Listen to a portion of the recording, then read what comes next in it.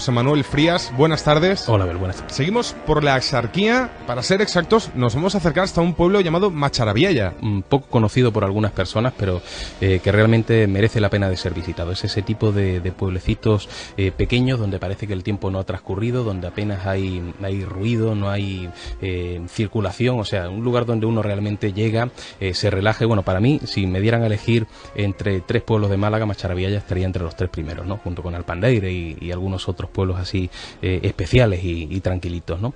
Pero bueno, dentro de esa tranquilidad también existe el misterio, los fenómenos paranormales, y concretamente dentro del pueblo, al contrario que en otros lugares donde los fenómenos extraños parece que están un poquito extendidos por toda la población, aquí no, aquí todo se centra en un edificio que lo conforma la iglesia y la cripta de Macharabiella, que está en la plaza principal del pueblo. Una cripta, además, erigida, incluso la iglesia también remodelada por una familia importantísima en el siglo XVIII, ¿no? La familia de los Gálvez de Macharabiella, que en ese siglo fueron la mano derecha de Carlos III. Hubo incluso uno de los de esta saga de los Gálvez que fue ministro de las Indias, los demás hermanos fueron embajadores por medio mundo, incluso Bernardo de Gálvez fue precursor de la independencia de los Estados Unidos junto a George Washington. O sea, estamos hablando de una familia importantísima que, a pesar de su importancia, a pesar de todo el dinero que llegaron a amasar, nunca olvidaron su pueblo natal. O sea, ellos utilizaron parte de su dinero en reformar la iglesia, por ejemplo. Incluso hicieron las canalizaciones de agua hacia el pueblo, que en aquel entonces no tenían, y llegaron, fíjate, a crear una fábrica de naipes en el propio pueblo, o sea, una fábrica de naipes que era única en España y que tenía además el monopolio de ventas en Estados Unidos, y que durante 40 años estuvo dando pérdidas, o sea, una quiebra total desde el principio, pero a pesar de eso ellos mantuvieron la fábrica porque era una forma de darle más importancia al pueblo, de que el pueblo creciera, porque eso necesitaba muchísimos trabajadores, con lo cual vemos que eran unos personajes que se preocupaban muchísimo por su pueblo. ¿Qué es lo que ocurre o qué puede ser el motivo de que luego en la cripta se hayan dado una serie de fenómenos paranormales extraños? Según mi punto de vista, una promesa incumplida. O sea, estos personajes tan importantes que fueron los Gálvez aportaron muchísimo dinero al pueblo a cambio simplemente de una cosa. Ellos pedían que una vez que fallecieran todos los miembros de esta saga, fueran enterrados en la cripta, y que además en este lugar solamente pudieran ser enterrados ellos, y que además se le hiciera cada día de los difuntos, de cada año, una misa en honor a ellos, ¿no? De hecho, allí me he encontrado un texto en una placa muy antigua que dice lo siguiente. Esto fue fue realizado por la familia Gálvez. Dice: costearon este panteón, su altar, vasos, ornamentos y utensilios, los señores don Matías, don José, don Miguel, don Antonio y don Bernardo de Gálvez, para perpetuo y privativo reposo de sus huesos, los de sus mujeres, hijos, herederos y sucesores, que han de trasladarse limpios y ponerse en los nichos respectivos, y dotaron un aniversario perpetuo en el día siguiente al de la conmemoración de los difuntos, y una misa rezada todos los viernes del año por la familia de los hijos de su familia. O sea, de alguna forma aquí estamos viendo que ellos ofrecieron un dinero al pueblo a cambio de que la gente de ese pueblo por lo menos se acordaran de dejar exclusivamente la cripta para ellos, que no se enterrara nadie ajeno a la familia, y que luego en el día de los difuntos se les ofreciera una misa todos los años. Claro, esto se empezó a realizar, me imagino, a raíz de la muerte de la familia Gálvez. Se estaría realizando durante 10 años no más, y luego la gente se olvidó. De hecho, nadie recuerda esta placa. Esta placa la descubrí yo dentro de la cripta, y cuando hablé con la gente del pueblo ellos no se acordaban de esto, no sabían nada de esta historia, ¿no? Una historia además de muchos siglos atrás, con lo cual vemos que ha habido una promesa incumplida, y parece que esa promesa incumplida ha sido el preludio de una serie de fenómenos paranormales muy curiosos. Pero cuéntanos en qué consisten estos fenómenos y sobre todo de cuándo se vienen registrando. Bueno, desde hace muchísimo tiempo. Lo que pasa es que los testimonios que nos encontramos de personas reales con nombres y apellidos son un poquito más recientes, pero se supone que ha podido ocurrir a lo largo de los últimos siglos. Pero, por ejemplo, gente de ahora, o sea, fenómenos contemporáneos. Nos encontramos que a principios de la década de los 90 se hicieron unas obras de reforma en esta cripta. Vinieron unos trabajadores de Sevilla para hacer ese trabajo, y bueno, estaban una tarde, creo que eran 3 o 4 trabajadores, ¿no?, en este lugar, y de pronto, en esa penumbra que hay en la cripta, vieron que de una de las paredes comenzaron a surgir una serie de personajes vestidos con ropa de época, recorrieron gran parte del tramo de esta cripta, de un lugar a otro, y desaparecieron por la otra pared. Bueno, aquellos trabajadores empezaron a correr y no se volvió a saber nada de ellos porque no regresaron para finalizar el trabajo. Lo pasaron tan mal que decidieron no volver. Habían visto algo que no era de este mundo. Pero hay más cosas. Por ejemplo, allí en la misma cripta, pared con ella, hay una pequeña habitación que era parte de la parroquia, pero que se ha dedicado después a uso de ocio para los jóvenes de la zona. Una especie de, le decían como el teleclub, ¿no? Donde iban los jóvenes pues a tomar unas cervezas o a simplemente pasar un buen rato entre amigos, ¿no? Y eso, como digo, estaba pared con lo que es la cripta. Pues bueno, numerosas noches que han estado estos jóvenes allí, por ejemplo, han escuchado los bancos de la iglesia de desplazarse solos de un lugar a otro, escuchar como si alguien los arrastrara, ¿no? Bancos que pesan una barbaridad. Escuchan golpes extraños, escuchan gritos, o sea, una amalgama de fenómenos que han sido percibidos por muchísima gente del pueblo. Y yo personalmente tuve una vivencia curiosa cuando una televisión local de Málaga quiso hacerme una entrevista en torno a este tema. Y ellos decidieron venir a este lugar, a la cripta, y realizar la entrevista desde allí dentro, ¿no? Y bueno, en ese momento surgió la teoría o la idea por parte de uno de los presentes de que tal vez si hacíamos una sesión Ouija, esa entidad que existe allí se comunicaría, ¿no? Y bueno, el caso es que uno de ellos llevaba ya preparada la Ouija, la pusimos allí, encima además de lo que es el altar de esta cripta, y bueno, empezó el movimiento del máster del tablero, aparece un supuesto ente que empezó a decir que estaba enterrado allí, empezó a dar algunos detalles, decía incluso que dentro del nicho donde se encontraba había también un espejo, o sea, una serie de detalles muy curiosos. Pero en un determinado momento, ese ser, esa entidad, dice que quiere paralizar la comunicación, que no quiere seguir hablando. Y bueno, hay una muchacha que insiste, o sea, quiere continuar tomando detalles para intentar descubrir de qué tumba procede. Pues bueno, es tanto la insistencia que parece que ese ser se enfada. Y en ese momento estábamos dentro de la cripta con todas las luces encendidas y se apagaron todas de golpe. Se fue la luz completamente y allí no había nadie para accionar el botón. Entre otras cosas porque eran 8 o 9 botones, ¿no? La cripta es muy grande y tiene luces por todas partes. Se fueron todas de golpe, con el consecuente caos. Allí empezó la gente a salir corriendo, cada uno por un sitio, por otro. La verdad es que lo pasaron bastante mal. Con esto quiero decir que realmente ocurren fenómenos que han sido contemplados por muchísimas personas. Mucha gente del pueblo sabe que ahí abajo, en esa cripta, hay algo, hay fenómenos extraños, hay apariciones y hay sonidos que se escuchan en mitad de la noche y que no se sabe de dónde proceden. Y precisamente de eso, de sonidos, hablamos ahora de psicofonías. Sí, bueno, es típico que en estos lugares pues uno intente a veces poner una grabadora o cualquier otro tipo de plataforma de audio para ver si se puede captar algo que nos recuerde a ese pasado, que nos dé alguna pista, ¿no? Y bueno, yo he estado haciendo psicofonías personalmente y eso que yo no soy muy dado a hacerlas, me dedico más al periodismo de investigación, pero sí es cierto que a veces hago este tipo de investigaciones parapsicológicas, sobre todo en lugares especiales, ¿no? Y aquí concretamente me han salido psicofonías muy curiosas, como por ejemplo una que decía: vos, Sara, ¿qué hacemos? Di. Y eso de vos, o bien te recuerda a Latinoamérica o bien te recuerda a la España de hace 2 o 3 siglos, ¿no? Con lo cual encajaría un poquito con la idea de que esta información puede proceder de la época de los Galvez, ¿no? Hay otra que decía: y este miércoles, otra que decía: grábame más. O sea, grábame más, como si de alguna forma estuviera insistiendo en que pusiéramos esas grabadoras para ellos manifestarse. Parecía que realmente querían ofrecer una información. Pero también hay una muy curiosa que realizó un compañero de Málaga, investigador, Juanfran Romero, una psicofonía a la que él ha llamado la psicofonía del coro. Y la ha llamado así porque esta la realizó en la iglesia que está por encima de la cripta y bueno, estaba haciendo una entrevista a una persona que era la que conocía la historia del lugar y tal, y de pronto en esa entre el comentario suyo y el comentario de la persona a la que estaba entrevistando aparece una psicofonía que aparentemente es muy cortita y que no se entiende, es como muchas voces a la vez hablando, es más, cuando lo escuchas parece que es un cántico, pero no es un cántico, son voces diferentes que se van montando una encima de otra. Y bueno, Juanfran Romero contacta con un compañero que es especialista en analizar este tipo de inclusiones y consigue separar esas voces y saber qué dicen por separado. Y aparecían cosas tan curiosas como: salid de la placa, está por ahí, Draco Bocum, que no sabemos qué significa, Rosalía, Jacinta, Filipina abre, y una muy curiosa que dice: aprovecha, sal de aquí. Que eso me recuerda a otras psicofonías donde parece que en algún momento esos seres no quieren que tú estés en un lugar y te dicen: lárgate de aquí, o te voy a hacer tal cosa, o incluso te voy a matar, como han aparecido en otras psicofonías. Aquí decían: aprovecha, sal de aquí. O sea, vemos que también en el campo de las psicofonías se han conseguido cosas muy curiosas. Un poco en torno a esto de la psicofonía, recordamos que no se oyen a simple vista, es decir, una persona que está allí no la puede oír, sin embargo un aparato está grabando. Exactamente. Se han dado casos de psicofonías que bueno, sí escucha uno simple oído, pero ya no serían psicofonías, sería un sonido paranormal, ¿no? Pero sí es cierto que normalmente las psicofonías o parafonías, como sería su nombre más correcto, no son oídas por el oído humano, y parece que sí, la grabadora, que es un material más sensible, capta cosas que el oído no capta. No sabemos de qué manera se incluye ahí, o si a veces actúan sobre el propio mecanismo de grabación, pero el caso es que uno está en un lugar, no escucha nada, pone la grabadora, no hay ningún sonido que él pueda captar, y luego cuando rebobina aparece una voz. Eso es lo realmente curioso.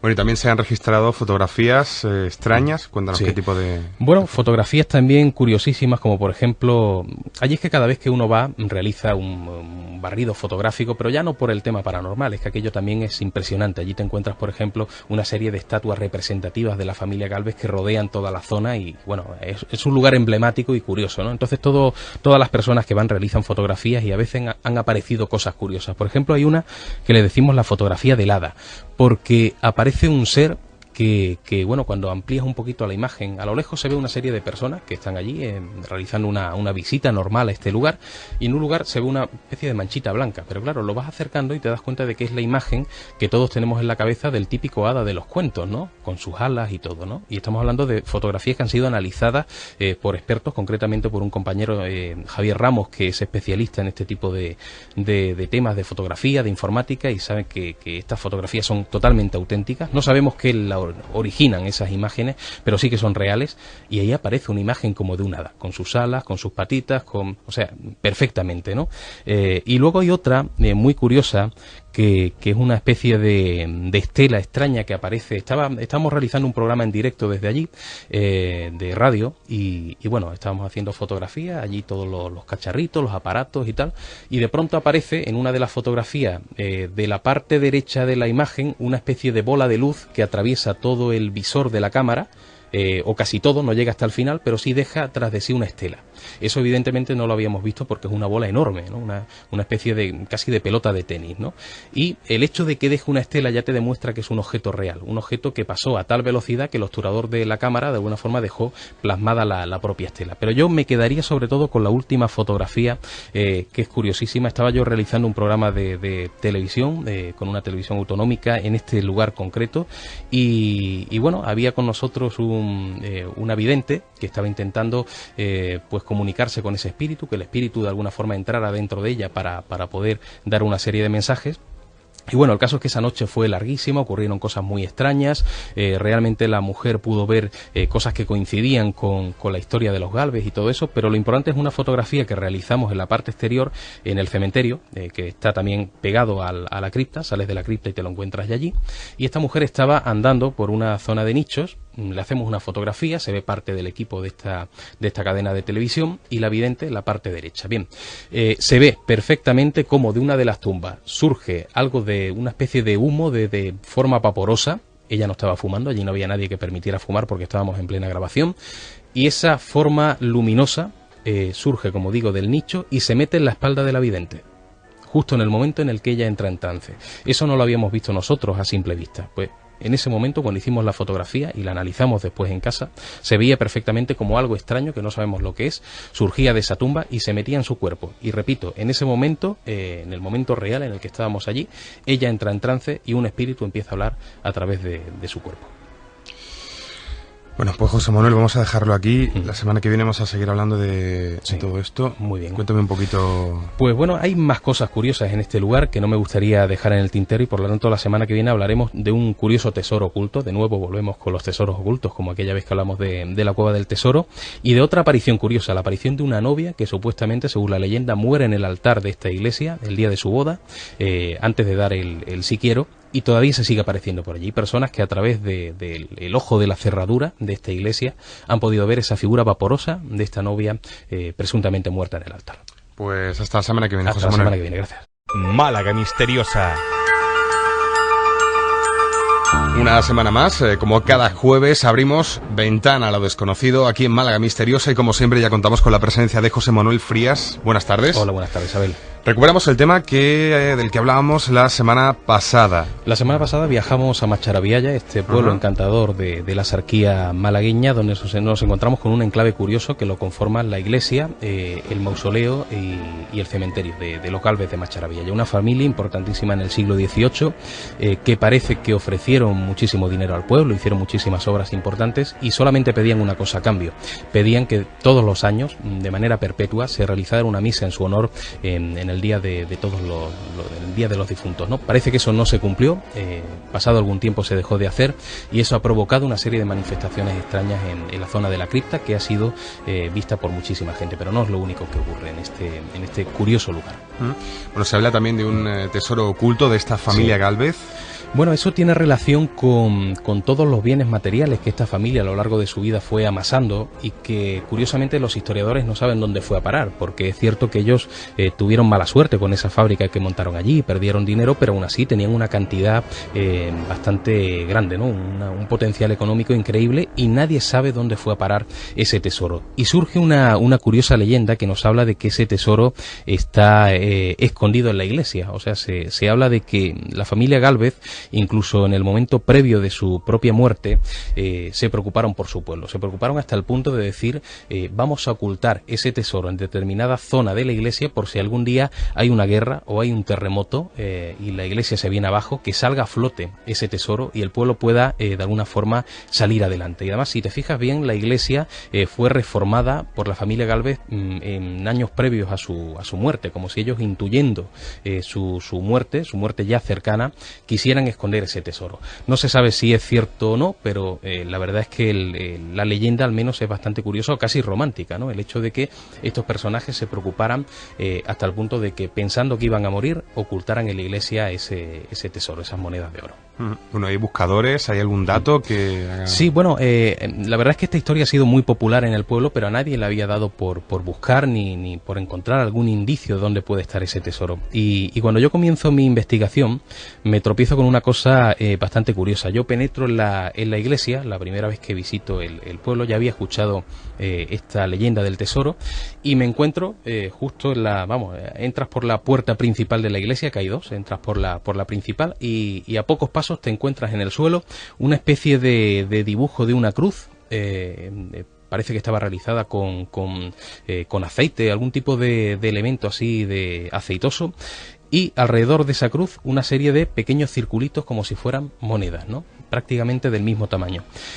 Nadie se había dado cuenta de eso, lo habían visto, pero habían pensado que era una cosa pues muy normal, que no tenía relación con la leyenda.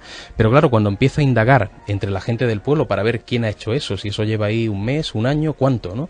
La gente no lo sabe. Dicen que incluso los más mayores del pueblo recuerdan que esa cruz ya estaba ahí cuando ellos eran pequeños y que incluso ya sus padres y abuelos hablaban de ese dibujo de la cruz. Con lo cual nos encontramos con una imagen, con un dibujo de una cruz hecha con aceite, realizada en ese suelo, que posiblemente tenga una antigüedad de más de 2 siglos. Ya coincide con la época de los Gálvez, ¿no?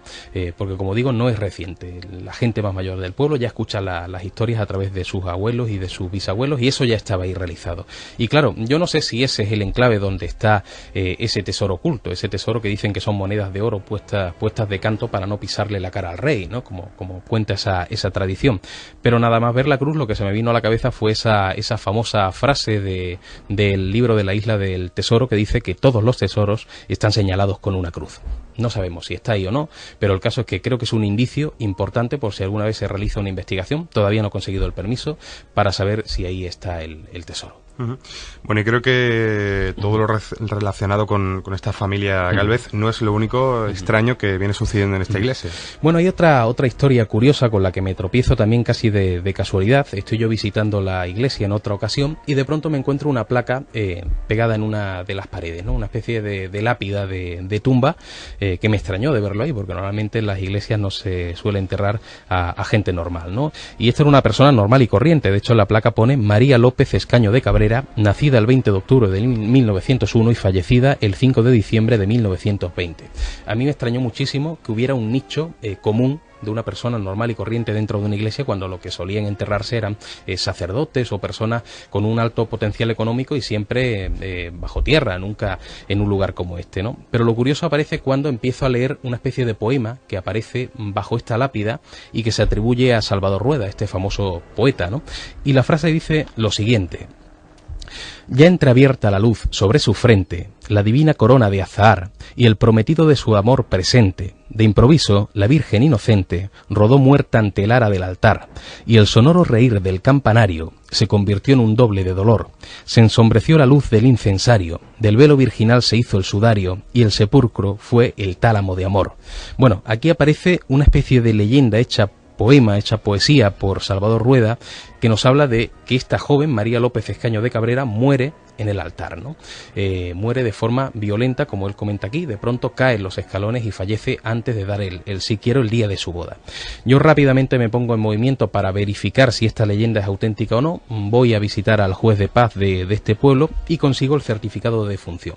Pero me di cuenta de que la leyenda es cierta en algunos aspectos, no en todos. O sea, realmente María López Escaño cayó fulminada en los escalones de la iglesia el día de su boda, dejando incompleto ese enlace matrimonial debido, además, como aparece en este certificado, a una hemorragia intestinal que la dejó, como digo, fulminada. Y ella experimentó lo que los investigadores conocemos como experiencia de premuerte. Ella estuvo en ese estado en el que aparentemente estaba muerta, pero que luego regresó otra vez a la vida y regresó en estado vegetativo. Pero claro, Salvador Rueda, que conoce esta historia a través porque él nació en Benaque, que es una pedanía de Macharabiaya, conoció esta historia y la puso un poquito más romántica diciendo que murió allí, pero no murió. O sea, ella entra en ese estado vegetativo y fallece 72 horas después, pero en su casa. Y fallece además vestida con su traje de novia puesto, porque los familiares todavía tenían la esperanza de que ella volviera saliera de ese coma, de ese estado vegetativo y pudiera casarse. No fue así y finalmente fue enterrada en este cementerio de Macharabiaya con el traje de novia puesto también. De hecho, hay una anciana del pueblo, creo que ya falleció, que en su momento, hace algunos años, me contó la historia. Ella había estado cuando joven en la casa de María López, había visto cómo estaba ella en la cama vestida con su traje de novia en ese estado de coma y cómo después fue enterrado, y ese traje de novia fue de alguna forma su mortaja, ¿no? Fue enterrado, como digo, en el cementerio. Luego, por respeto o por homenaje, se coge su placa, su lápida, y fue puesta en la pared de esta iglesia, ¿no? Pero fue realmente una muerte curiosa y trágica, por supuesto. Pues entramos en la parte paranormal. ¿Cuáles son los...?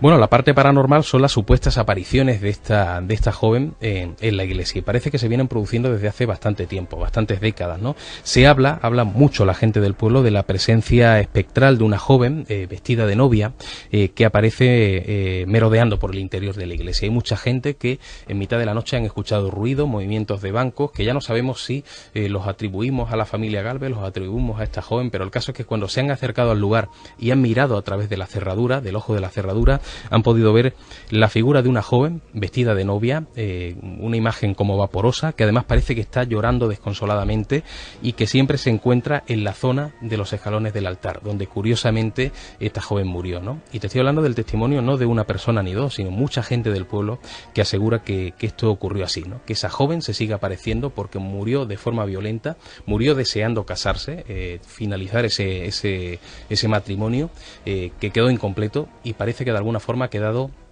anclada al lugar, ¿no? Ella quiere consumar ese matrimonio, que fue imposible, y que de alguna forma sigue vagando errante por el interior de esta iglesia.